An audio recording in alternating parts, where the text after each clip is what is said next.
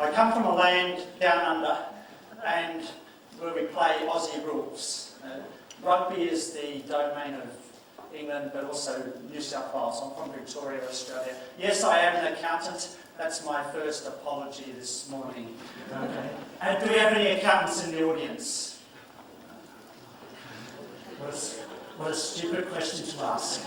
Let me just put my free iPhones on the lectern, make sure they're all turned off, except for this one. This will be the timer, so then I make sure I don't go over time and get tackled by our rugby guy in front. Anson made some really great comments to start with, and I want to dovetail. I want to move on from some of the points that Anson has made. Number one, Anson talked about the challenges for sources. I want to talk about the challenges of the people you're sourcing from.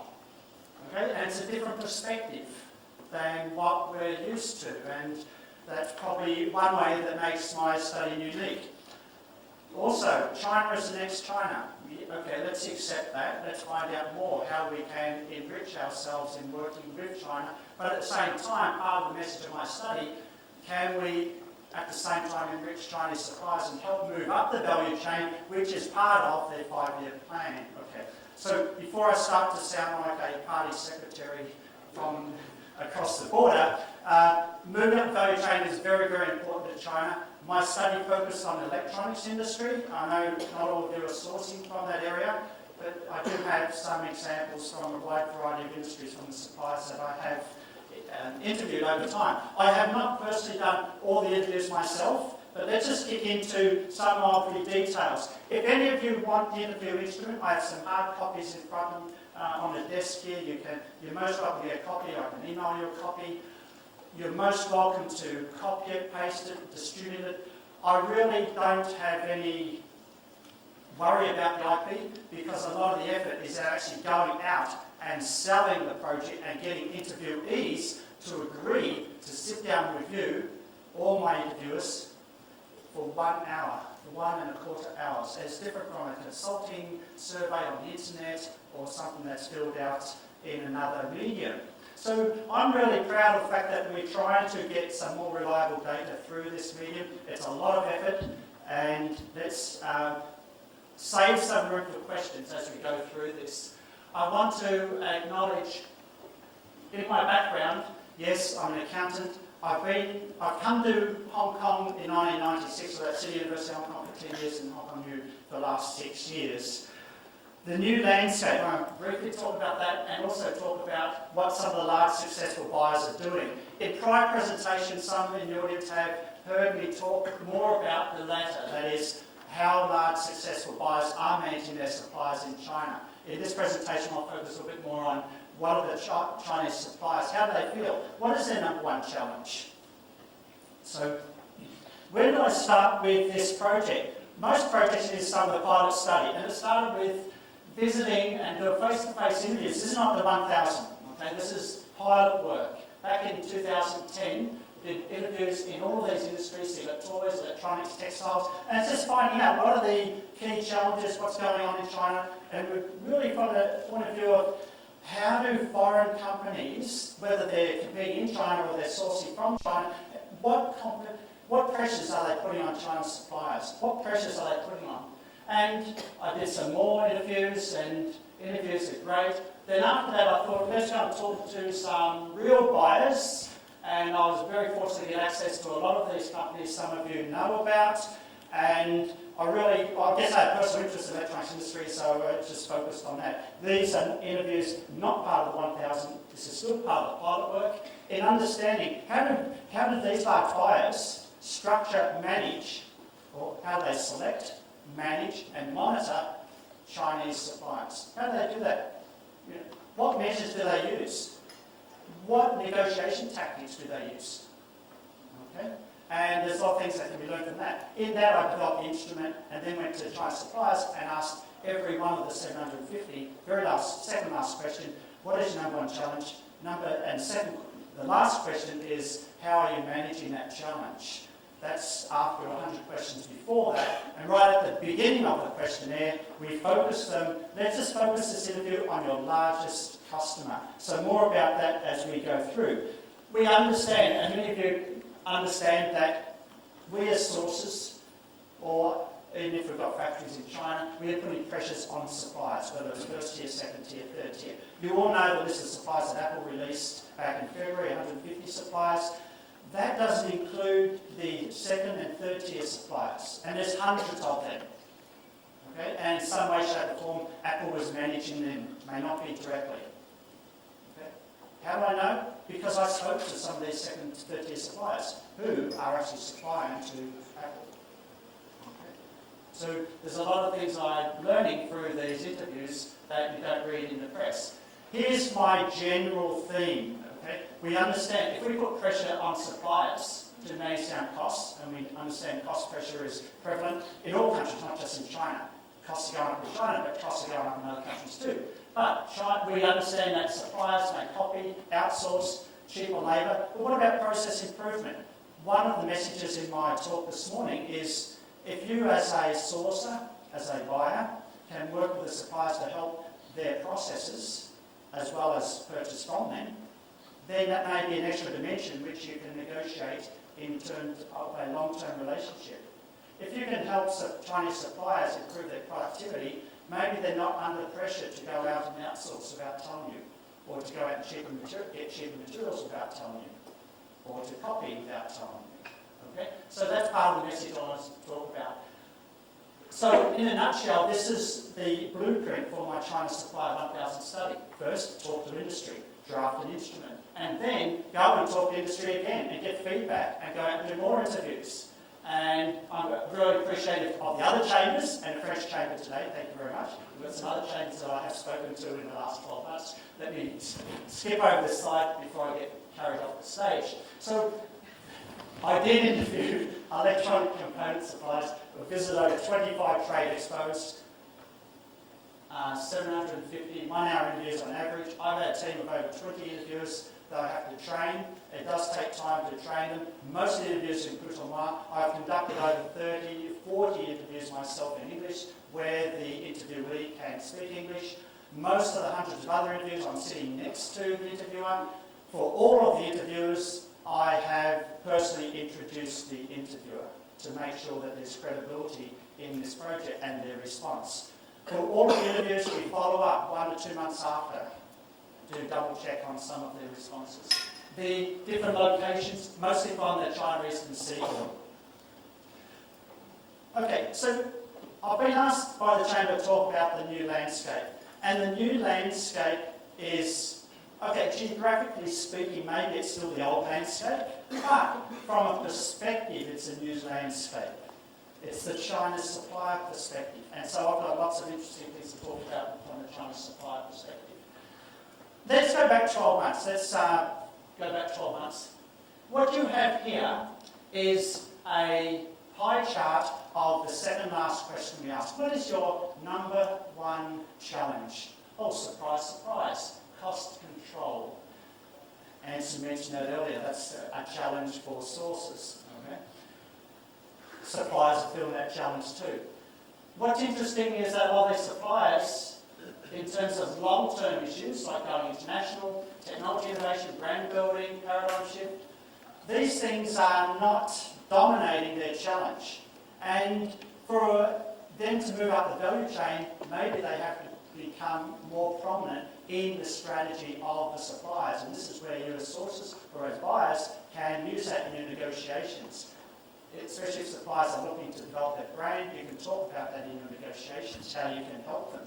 Maybe they become a competitor one day.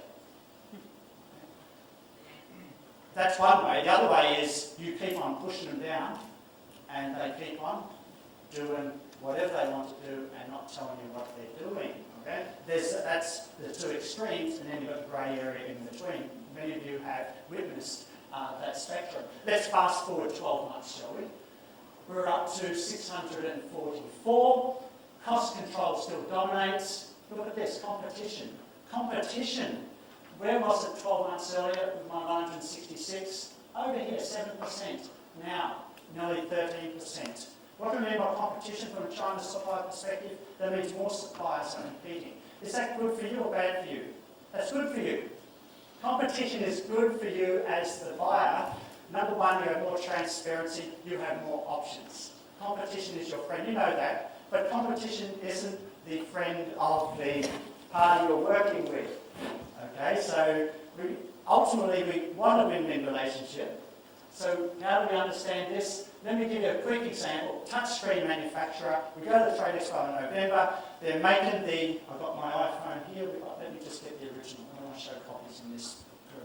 Okay, so we've got the little touchscreen filament that goes behind the Gorilla Glass to register your little touch and things like that. How many of you got an iPhone? Okay, this is not an advert for Apple, but make sure you turn it off. It's very good to switch on the side. Okay, so they're making these touch screens. They make $30,000 a month for a major smartphone manufacturer in China. This is in November. Oh, when did you start this relationship?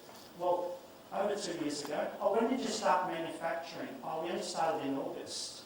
And what were you doing before August? We're making car seat mats. Car seat mats. This is the mentality of some suppliers you're dealing with in China. There was another supplier that their major customer inquired, oh, can you make set-top boxes? What's the answer? Yes, we can.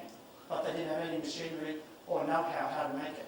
They'll go out and find a way to make it, but they won't necessarily tell you. Okay? So China suppliers are enormously opportunistic, and you can use that to your advantage if you can help them. If you help them, maybe they don't have to jump around at the next opportunity if they can move up the value chain in what they're currently doing. HR productivity and labour, interesting, you all know this. All right, what was it 12 months earlier? Way over here somewhere, okay, less than 5%, and now it's become 9%. Okay, let's move on. Okay, before I confuse you, dazzle you with all the graphs. That pie chart is the number one challenge facing the interviewee, okay? And most of these interviewees are general managers or sales managers. It's the number one challenge. And generally, it's the firm that we're asking the number one challenge about. The question following that is, okay, we get it, cost is your number one challenge. How are you managing that cost? How are you managing? Well, of that percentage, 183 of that 30%, we have only 15% automating. 15% see automation as a way to manage the cost challenge. Okay? 9%, let's go out and collect more quotations. So let's just go and do what you do as buyers when you're facing that challenge. Go and get more supplier quotations, right? You create that competition. What do the suppliers do? They're trying to do the same. Okay? Increase product price, and also what you don't see here, and I did not put too much on one slide, is develop stronger relationships with their suppliers, not necessarily with the customer. Okay? So be aware of that as a sourcer. Be aware that we understand that you are facing different challenges, and that may be part of your negotiations. Let's have a look at the 120 that nominated competition as their number one supplier, as competition as the number one challenge. How are they managing that? 13%. 13% investing more in R&D, 10% production efficiency, and we've got, in terms of the decrease in product price or increasing sales. So you've got 25% work with R&D and improving production efficiency. Some of these Chinese suppliers are getting it. Competition, in other words, is good for some of these Chinese suppliers. It's good for you, it's good for them, but it's forcing them to face the reality and understand that. What about those facing the HR productivity challenge? Some of you in HR productivity, we all know the talent management scarcity in China. I know because I ran a talent management workshop for a major US company last June, just across the border, where the 30 HR managers come together and wanted me to help develop their employee value proposition and the strategic alignment for China. And one of the HR managers had to go out during my session. I said, what happened? He said, I had to take a quick call.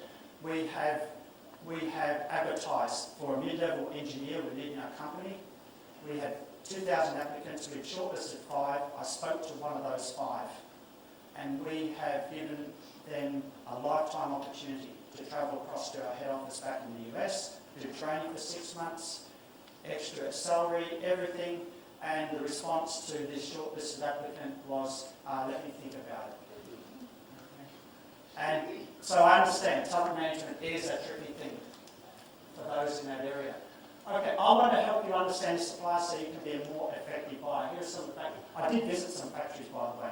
Okay, so I'm going to try and factory this slide. Okay, so here are some of the factories that I have been to with my interview team. Of course, you have factories like that, and of course you have factories like that. A lot of they're in different. You've got the connectors, components, and things like that, and here you've got an optical switch factory. All right. So what about regional locational differences? Remember, part of the theme today is a new landscape. Is there any geography in that? I said not really. We've got to focus on the China supply perspective. But let's have a look at the challenges across the regions. Are the Chinese suppliers who are in the eastern seaboard, do they face different challenges than those inland? So let's have a look. We know, Anson, thank you, you have already put up the slide about the minimum wages around China. Most of you are aware of that. Most of you are also aware, and thank you to Asia Inspection, which actually did present this over 12 months ago. But this is just average acceptable quality limits that have been found in some of their inspections over time. And it's across different industries, so it may not represent a particular industry. But it's really interesting to see that the quality is much lower inland. Many of you know that. There's some data here to possibly support that notion. Okay? Now, quality inland is not a problem with respect if you know that quality is there. It is a problem with the uncertainty in logistics, because you think you're going to fill a container load and you realise that, well, we're only going to fill half because the other half were rejects. It's going to take another 2 weeks to fill the container, and then that slows down the whole logistics chain. Okay? So it's not necessarily the cost of quality.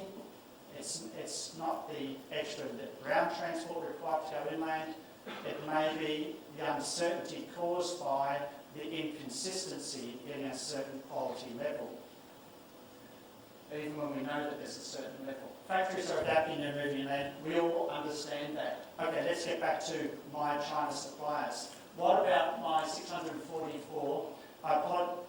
It is correct, I'm up to 750, but my data team can't keep up with how many interviews I'm doing, okay? So I just came back from Shanghai a week ago, we did 20, and the week before that we did 80 interviews in the Hong Kong Expos and the Shenzhen Expos. So out of the 644, we understand competition, great. What about the suppliers that are on the eastern seaboard? Do they face different challenges from those that are inside China? Well, of course, most of them are coming from the east, and yes, competition is much higher. Again, that's your friend. That's your friend. So when you go inland, is your friend still there? No, competition is not a real challenge. So that's great. Yeah, let's go inland, but now competition is no longer your friend. Okay, so maybe the uncertainty, right, in terms of information sharing, things like that, and your options for going to another supplier or having multiple suppliers is not as great. So when you're considering location of your sourcing, you need to factor that in too. It's not just the cost of logistics, it's not just the quality. Now your options in sourcing from multiple suppliers may be narrower. So think about that. Competition is your friend or enemy. Competition is your friend, but it's not a big challenge for these Chinese suppliers. HR productivity is still a challenge, so you can help suppliers improve their productivity. Okay, so what about some of the sample from each province?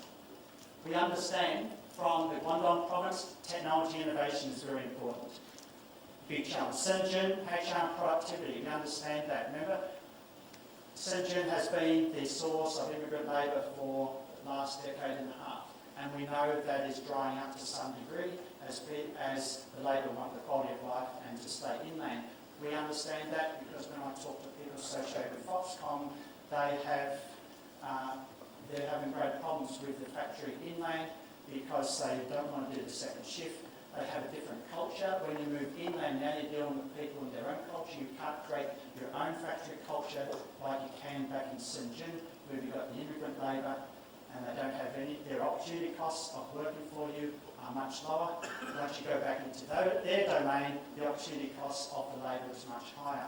So just be more cognizant and aware of these subtle differences. The same people, but different life quality opportunity sets when you go inland. Okay, let's have a look at Jiangsu province, HR and productivity. I guess Eastern Seaboard again, technology innovation for Zhejiang province. Okay, what about customer differences? Let's think about it. About half of my suppliers I interviewed have their number one customer as international customer. The other half has domestic as their number one customer, domestic customer. And so let's have a look at those that have a domestic customer. Interesting, HR productivity is quite large, 9%. Of course, cost control is still there. But what about those that have their largest customers being international? Wow, you have that contract pressure coming internationally still. But, and some of you know in different industries, once you start shipping international, it could, especially in the toy industry, could make up 1/3 of the total product cost. And a lot of manufacturers prefer to sell domestically because they don't have all that shipping cost. And they can sell for much cheaper on a large volume. So think about that in terms of the cost control pressures that come from international customers. What about component challenges? I won't go through all the components. Remember, I had about 11 different components, supplier groups that I interviewed. So you've got LEDs, switches, connectors, ICs, PCBs, environment sustainability, that was mentioned. So let me pick on the PCB, which is probably the dirtiest part of the electronics value chain. Why? Because there's lots of chemicals in the process, and also you have huge costs of ownership with respect to waste disposal. So Hong Kong's a port for receiving a lot of used PCBs from the Pacific. Brussels is a port for receiving a lot of PCBs from the Europe side. And China will not receive it back into its mainland. So let's just pick on PCBs for a moment. We talked to one PCB manufacturer in terms of cost control. How do we manage it? We understand your costs. You know, it's a common theme. They're shifting from camera PCBs, little FPCB, little flexible PCB that goes behind the light source in your camera, to strip PCBs that support LED lighting. Now that's a big growth industry in China. I was in 10 days ago in Shanghai, less than 10 days ago, talking to an LED manufacturer that's selling to major lighting companies around the world. They're making 50 to 60% gross margin on their sales, international sales. That is amazing. On average, these PCB manufacturers are making 5-10%, and some of the really good ones are making 15-20%, but that's only when they're working with multi-layer PCBs. Okay? Multi-layer, we're talking about 4-layer for your average phone that you have, and even more for more complex equipment. But domestically, the market for PCBs has been single layer, not much more than 4-layer, but now that's growing. There's greater demand for multi-layer, so the PCB industry feel there's a ray of sunshine. Domestically, not necessarily internationally. Suppliers are shifting strategies, like I just said. They're getting increasing orders of multi-layer. Okay, that's just a little snippet of PCB. I'm not going to go through all of the component suppliers that I interviewed. Passive components, competition is very big.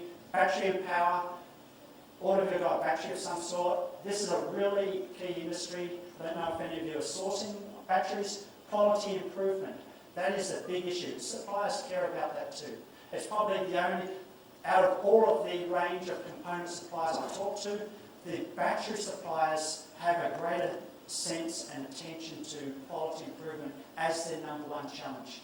Which is good, right? Because battery is a very dangerous item. And there's a strict standards environment, both in safety, USA, Australia, Europe, and many places around the world. So we understand that. Suppliers get that too. Okay? So that's a good thing. What about IC? Technology innovation. So we've got design companies, switches. I thought I'd throw that in. Just want to see cost control is dominating in some of these areas. So what about the new landscape? We have large successful buyers. What are the large successful buyers doing in talking to these Chinese, and talking to these large buyers? All of them have risks. They have hold-up problems.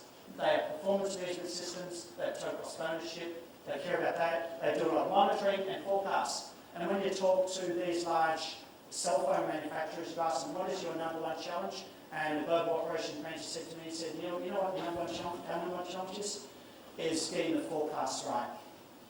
Getting the forecast right. And because you know, late in 2010, HTC introduced a new Evo phone to USA, and suddenly they got millions of more orders than what they expected. So they had to go, there wasn't pre-planning to go to Sony as a second source for the touchscreen module, because Samsung didn't have enough capacity for what HTC needed. Okay? So what was the problem there? That they didn't have two suppliers? No, the problem was they got the forecast wrong. So think about the whole supply chain. When you factor in the risks of your sourcing, are your forecasts correct? How well do you know that your market forecasts? How much promises are you making to your suppliers? Or, in other words, are you lying to your suppliers? Like when I talk to the suppliers, we ask them two questions. So tell us the ratio between what is promised to you that will be ordered and what is actually ordered. You know what the average percentage is? Between 50 and 75%. Okay? So think about the mindset of the supplier that is constantly getting that signal from buyers. Okay? So this is a perspective I want you to just make you more aware of, and that's one way that can improve your relationship with suppliers. Just try to be more focused and accurate with your forecast, with your orders. Okay? Actually order what you promised to order. That could go a long way in developing a relationship or making it even stronger. So I talked about the forecast challenge. What do these buyers also have? They have many suppliers. Why? Because they want flexibility. Now you all know, how many of you know what this is? This is not an X-ray machine. This is the inside of, actually I've got 3 phones here. This is the inside of this is the Chinese iPhone. Okay, this is your copy. So I've got 3 phones here, all right? And the problem is, see, this is the real one here. Okay, the real one's keeping time. You're going to cut me off shortly. All right. So I've got 2 copies here. The problem is, this one's still working. This one stopped working because I keep on dropping it, and so now it no longer works. And one of the reasons why it probably doesn't work, you have a look at this later. 199 Hong Kong dollars. Okay, not advertising. But notice inside the copy, the LCD panel is directly soldered to the main board. Okay, you wouldn't see that as a consumer. You notice here, coming over with this later, it's different. Okay, but I understand under Australian laws, US laws, European laws, as long as you deceive the customer, then you're breaking the law anyway. But the touch and feel is totally different. It's not really a copy. The big market for these is India, Africa, and China. And we're talking about 300, 400 million market today for these type of phones. That's between their suppliers. So I want to skip over to speed up and give more time for questions. We understand that these major phone manufacturers, USB manufacturers, internet hubs, that's all represented here, they're focusing on technology as the #1 criterion for selecting their suppliers. We understand that, we get that. What do they say? We are a technology integration company. When we look to select suppliers, we're looking for the technological capability of the supplier to follow our product roadmap. All right? And so the consideration when reviewing order decisions, this is after become a approved supplier. Now technology is only one for one of them, but not as important for the others. What's my point here? These Chinese suppliers, when we talk on, especially in the electronics industry, they would do anything to get an approved supplier status with a big brand name manufacturer. They'll do anything. And I'll talk to one of the brand name manufacturers. Yes, we get a lot of suppliers knocking out the door. They want to become approved. Then they want to go and tell all their other customers, get the money, do the IPO, and then invest in property. And we understand that as a strategy. And so you as a sourcer, you're trying to distinguish those suppliers from the real suppliers that really want to develop a key strategy in becoming a world-class. And part of my project is to try and help unlock that black box, or just find that magic to help China suppliers become world-class. If you can help them become world-class, then you can forge stronger relationships with them. And it's not just a matter of, where's the next China? Okay? Because you go to other countries, you've got problems in every country around the world where you source. There are risks and uncertainties everywhere. So let me just finish with one last story. So you all know this is a case of a hard drive. Most of you have a hard drive now. Maybe that's an old model. It's pink, so I'm not sure what the situation is about that. Specialist purchasing managers. One of these manufacturers has a specialist purchasing manager, and in 20 minutes he was able to measure this up and work out, going back, reverse engineering on the board, reverse activity-based costing, work out how much the supplier had to spend on tooling to make this mould. And that gave the manufacturer power in the negotiations with the supplier. So, did this purchasing manager have an accounting degree? No. He had an engineering degree and also worked for 15 years in ASA. So he had a lot of industry experience. So I tell my students, do a double major, accounting and engineering. Okay. That was. Let me just finish there, and I think open the room for questions, and really happy to continue the discussion. There's plenty to talk about and plenty to share. I can go all day. Let me stop right there. Get my phone. Thank you.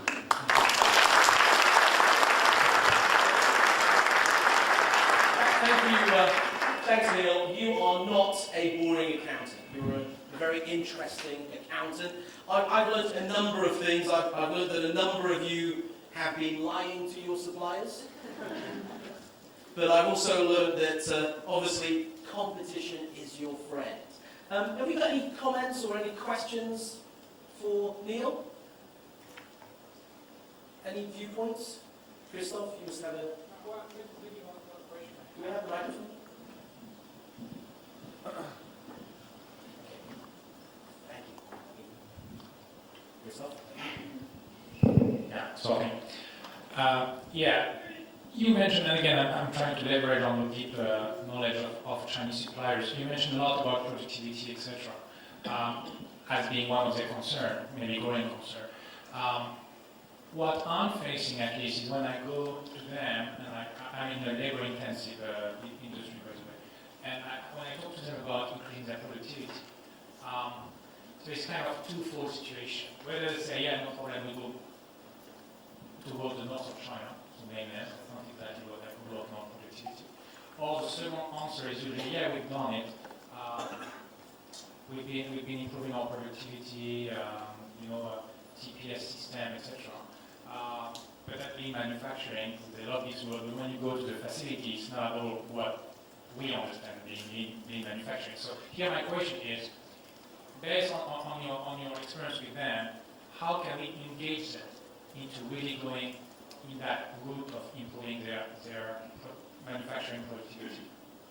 Okay, that's a great question, and I think there's two parts to your question. One is when you go inland or go north or go to another location, you find that it's a greater challenge. And then how do you engage the supplier when you've actually changed location? Well, you know, you stay Okay, yeah. southern China. Yes.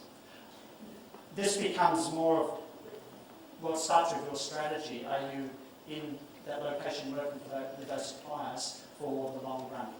Or do you see that supplier as a portfolio to be managed and you'll cut as soon as you feel as though you don't get benefit from that supplier? Okay? So first of all, the strategy has to be there. I don't want to be cliche about that. But once that's in place, then you can think more about long term. Because any working with a supplier, and I know other people have actually gone in with buyers to the supplier to help them improve their factory, help them improve their operations. So I'm not an expert on all the industries, but definitely in the electronics industry there was a lot of scope for improvement still. Okay? And a lot of their suppliers, they find that, and maybe many more things are modularised in the electronics industry because there's much more naturally automated items and you can bring them in and actually do it. Getting back to your point, number one, strategy. Number two, it takes a longer time, much longer time. That's a big decision to make, to work with a supplier.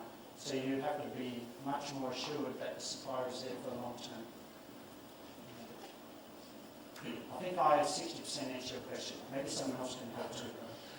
Neil, I think one of the key messages I heard from your slides is that a lot of some great insights from a supply perspective, but it certainly seems that a lot of those suppliers are moving up that value chain. So where does it leave those kind of low-cost suppliers? Well, that's an endless run because there's other people coming in the value chain. when I say that suppliers wanting to move up the value chain, a lot of them are moving up in an opportunistic fashion when opportunities come. When the big customer order comes, and like the supplier where they order come for TV set-top boxes, they've never ever made anything like that in their life, they just say, yes, we'll do that. Okay? It came from a customer that they already had. And the customer said, oh, can you also do this for us? Sure, no problem. And then they go run around and not tell the customer. So moving up value chain is very opportunistic for them.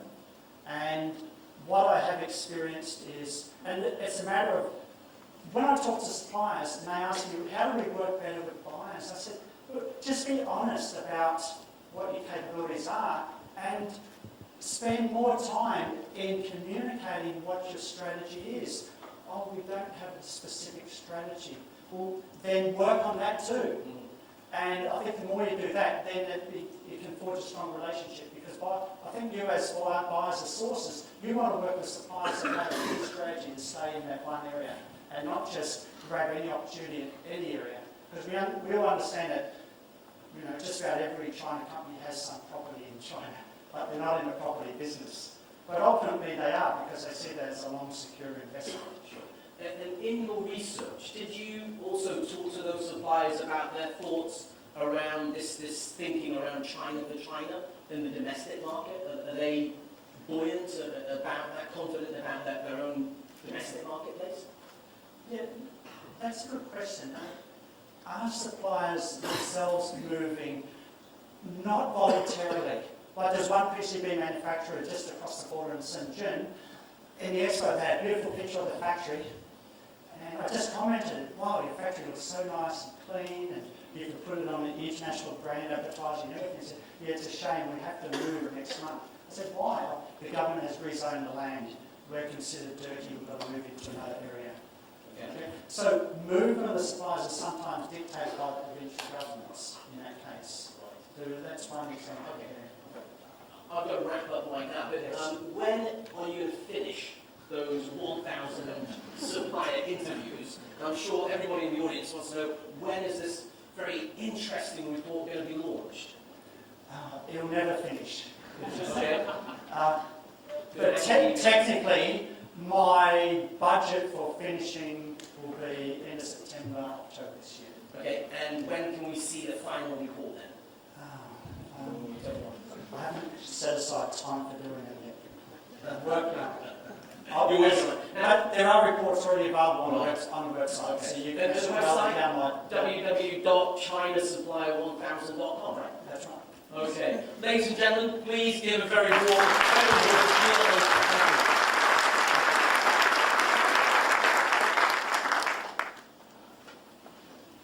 Thanks. I'll keep that. Thanks, Neil. Very insightful. Okay, let's move on.